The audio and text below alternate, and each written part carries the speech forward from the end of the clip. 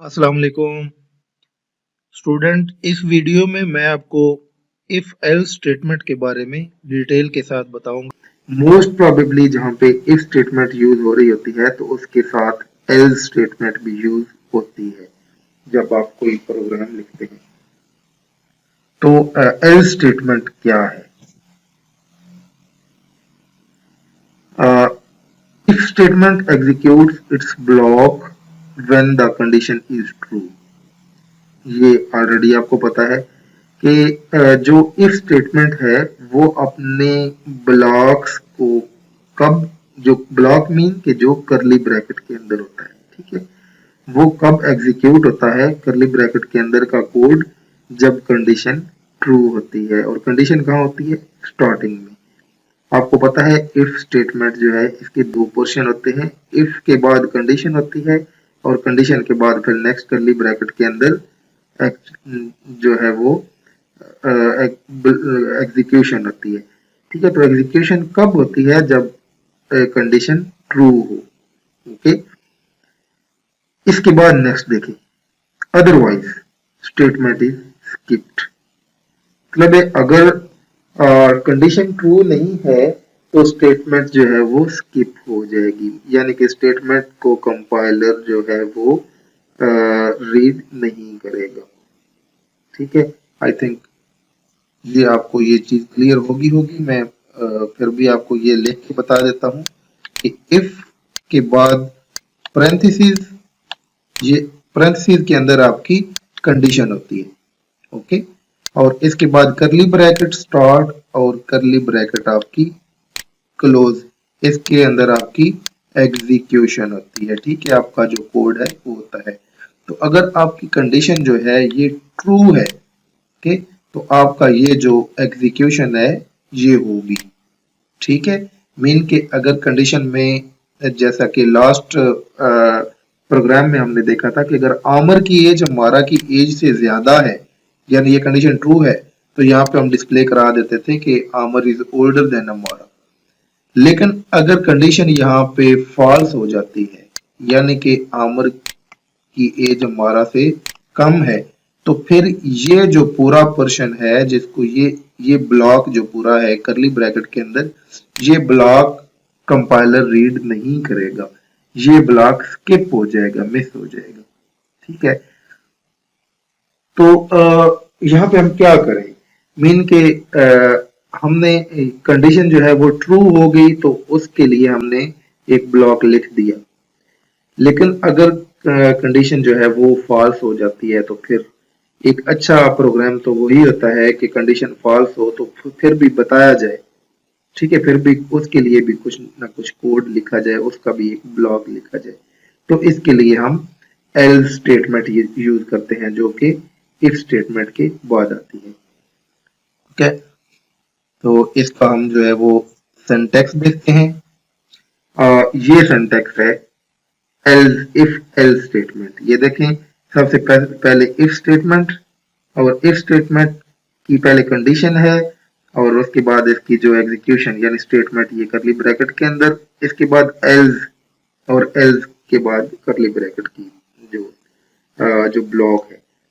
तो ये देखें, इफ के बाद कंडीशन अगर ट्रू होती है तो फिर एल से पहले वाली जो स्टेटमेंट है वो एग्जीक्यूट होगी।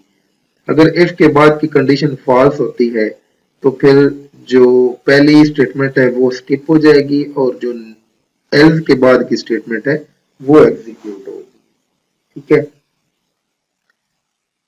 तो अभी हम इसको अपने जो सेकंड हमारा सेशन है, सेकंड सेशन हमारा कौन सा होता है आपको पता है? वो हमारा ये जो हम थ्योरी डिस्कस करते हैं, इस थ्योरी को प्रैक्टिकल शेप देते हैं, जो कि डेव सीपीपी में होती है। तो हम डेव सीपीपी में चलते हैं। अपने डेव सीपीपी में हम ओपन करते हैं जो हमने इफ स्टेटमेंट का प्रोग्राम लिखा था, एजिस। ये देखें, ये हमारा ये प्रोग्राम आ गया। इसमें ये देखें, इफ आमर एज इज ग्रेटर देन हमारा, ये हमने किया, और अगर आमर की एज हमारा से ज्यादा है तो ये डिस्प्ले हो जाता था कि आमर इज ओल्डर देन हमारा। अगर आमिर की एज अम्मारा से ज्यादा नहीं है तो फिर ये हमारी कंडीशन जो है ये फॉल्स हो जाती है, और अगर ये फॉल्स हो जाए तो ये हमारा पूरा जो ब्लॉक है, ये जो कोड है, ये स्किप हो जाता है, ये रीड नहीं होता। तो इस सूरत में जब हमारी कंडीशन फॉल्स हो तो हमें कुछ इसके बारे में यूजर को दिखाना चाहिए, डिस्प्ले कराना चाहिए। उसके लिए हम एल्स एल्स का ये सिंटैक्स है, एल्स लिखें, उसके बाद करली ब्रैकेट डालें, और करली ब्रैकेट के अंदर हम ये आप यहाँ पे जो अभी डिस्प्ले कराएंगे ये क्या होगा कि कंडीशन फॉल्स है। सीआउट में हम कहेंगे कि Aamir is younger than Ammara, कि आमिर अम्मारा से छोटा है। ठीक है, तो पहले ये होता था कि अगर हमने जो लास्ट हमने प्रोग्राम में रन करके देखा था कि अगर हम आमिर की वैल्यू हमारा से, आमिर की एज हमारा से ज्यादा देते हैं तो ये डिस्प्ले हो जाता था कि आमिर इज ओल्डर देन हमारा। लेकिन अगर हम आमिर की एज हमारा से कम देते हैं तो फिर कुछ भी डिस्प्ले नहीं होता था। लेकिन एक अच्छा जो सॉफ्टवेयर या एक अच्छा प्रोग्रामर होता है, अच्छा प्रोग्राम होता है, उसकी ये खूबी होती है कि वो दोनों चीजों को डिस्प्ले कराए।